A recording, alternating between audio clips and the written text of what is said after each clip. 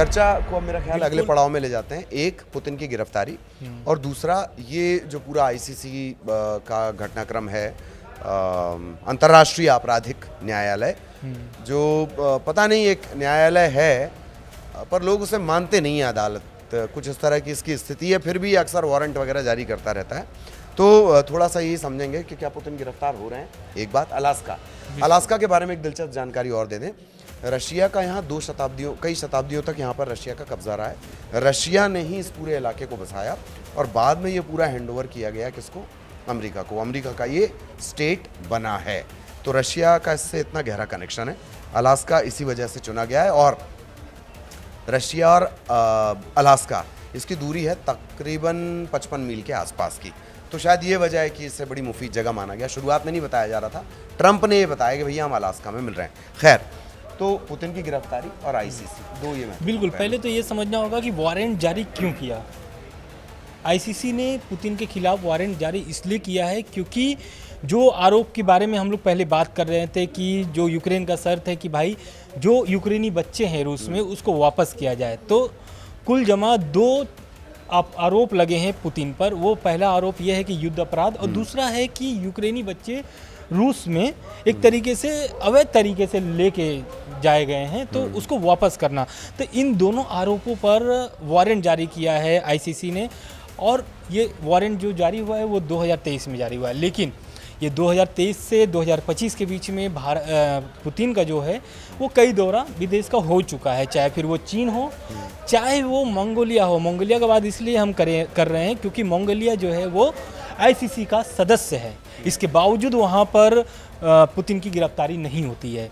तो 124 देश जो हैं वो आईसीसी के सदस्य हैं, अंतर्राष्ट्रीय आपराधिक न्यायालय के। इसमें लेकिन जो देश नहीं आते वो बहुत महत्वपूर्ण देश हैं, ये ख्याल करना पड़ेगा, क्योंकि इतना बड़ा जो बात और आनंद, जब मंगोलिया का जिक्र कर रहे हैं तो वही क्यों कह रहे हैं कि मंगोलिया वहाँ का सदस्य भी है फिर भी गिरफ्तार नहीं किया। तो आईसीसी के जो मेंबर देश हैं वो नियमों के चलते बाध्य हैं।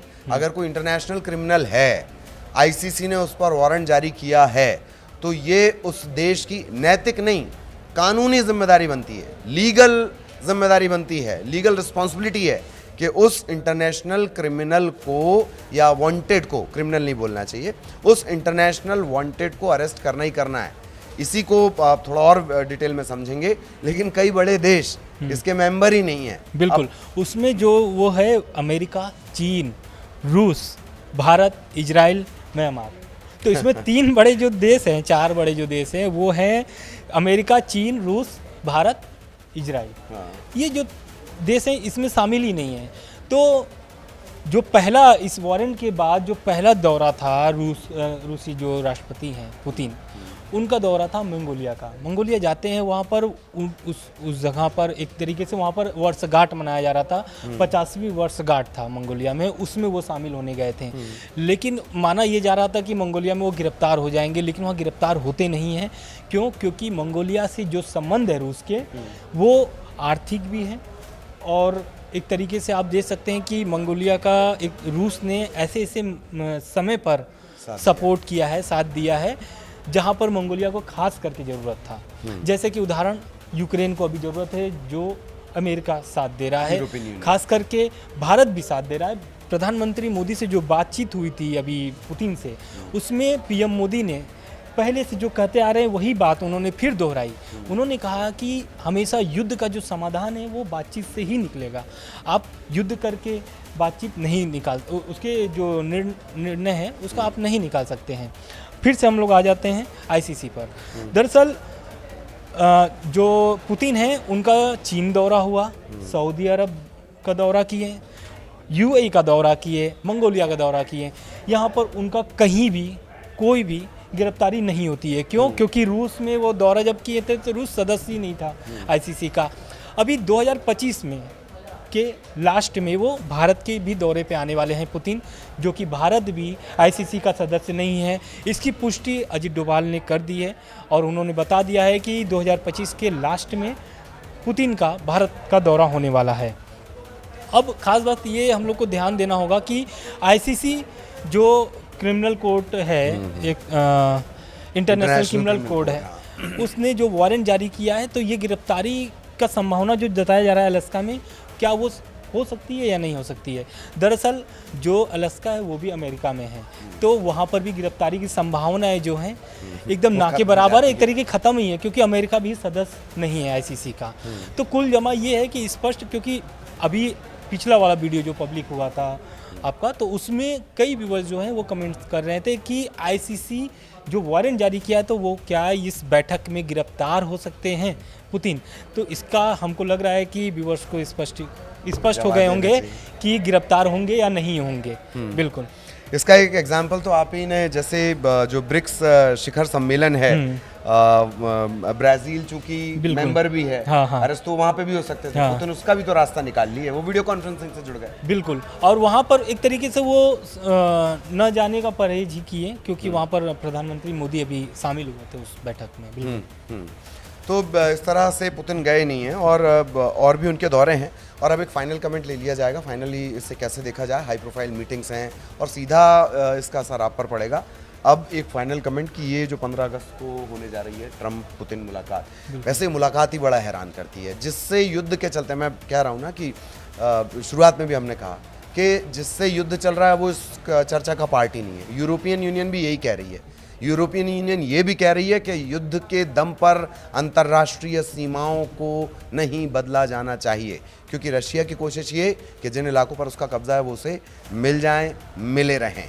तो इन सब के बीच एक फाइनल कमेंट इस मुलाकात का, जो महाशक्तियों की मुलाकात है। बिल्कुल, तो देखिए, जो पहली बात तो हम लोग को ये ध्यान देना होगा कि 3 साल से ये युद्ध चल रहा है, और अमेरिका शुरू से चाहता था कि युद्ध ना हो। भले यूक्रेन का वो सपोर्ट कर रहा है, खुल के सपोर्ट कर रहा है, हथियार से लेकर के, आर्थिक रूप से लेकर के, लेकिन अब अमेरिका चाहता है, क्यों, जब से ट्रम्प आए हैं 19 जनवरी को उन्होंने शपथ लिया, उसके पहले ही वो ठान लिए थे कि 100 दिन का उनका टारगेट था कि ये 100 दिन में दुनिया में जहाँ जहाँ युद्ध हो रहे हैं वो ख़त्म हो जाएंगे।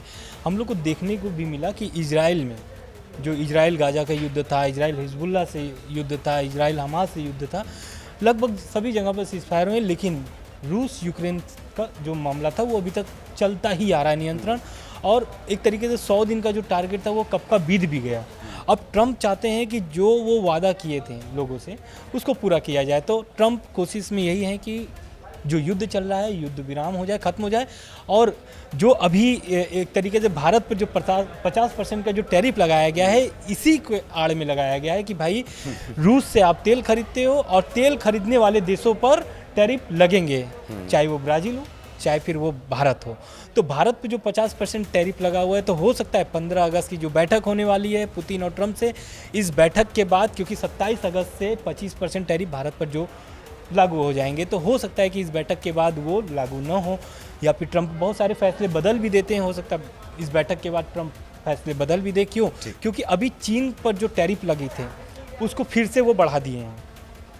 चीन पर टैरिफ जो लगे थे वो फिर से बढ़ा दिए हैं, तो कहीं ना कहीं भारत भी ये इस बैठक को लेकर के खास नज़र बनाया हुआ है, क्योंकि अभी मास्को के दौरे पर भी थे अजित डोभाल। जब ये टैरिफ की बात हो रही थी तो उस समय मास्को में ही मौजूद थे अजित डोभाल, और बाकायदा पुतिन से मुलाकात भी हुई है इस विषय पे। तो अब ये 15 अगस्त की जो बैठक होने वाली है, ये बहुत ही महत्वपूर्ण है भारत के लिए भी, यूक्रेन के लिए भी, रूस के लिए भी, और अमेरिका के लिए भी, ऐसा देखा जाए तो पूरी दुनिया के लिए भी इसका सीधा असर पड़ेगा, क्योंकि ये महाशक्तियां हैं। अब ट्रम्प की बात आपने कर दी है, तो आजकल वो जबरन युद्ध रुकवा रहे हैं। तो अगर मतलब ये कर रहे हैं, वो ऐसे ऐसे मुल्कों में युद्ध रुकवा रहे हैं, कहीं नहीं रुकवा रहे हैं तो उसका ऐलान कर रहे हैं कि नहीं, हम नहीं रुकवाया। 37 बार तो यही बता चुके हैं, भारत पाकिस्तान का युद्ध उन्होंने रुकवाया है। हो सकता है, अच्छा, जिनका युद्ध रुकवा रहे हैं वो बाद में टीवी पर आकर कहते हैं कि ट्रम्प को तो नोबेल मिलना चाहिए, एक्स्ट्रा हम आपको डोज दे रहे हैं, ट्रम्प को नोबेल मिलना चाहिए। तो आपके मोहल्ले में अगर कोई झगड़ा हो रहा है, सड़क का हो रहा है, नाली का हो रहा है, टोंटी वगैरह का हो रहा है, कोई आपकी टोंटी चोर के ले गया, बकरी चोर के ले गया, तो आप ट्रम्प की मदद ले सकते हैं। इस तरह से आजकल वो भाव में कहते हैं जिसको, मदद कर रहे हैं बिल्कुल।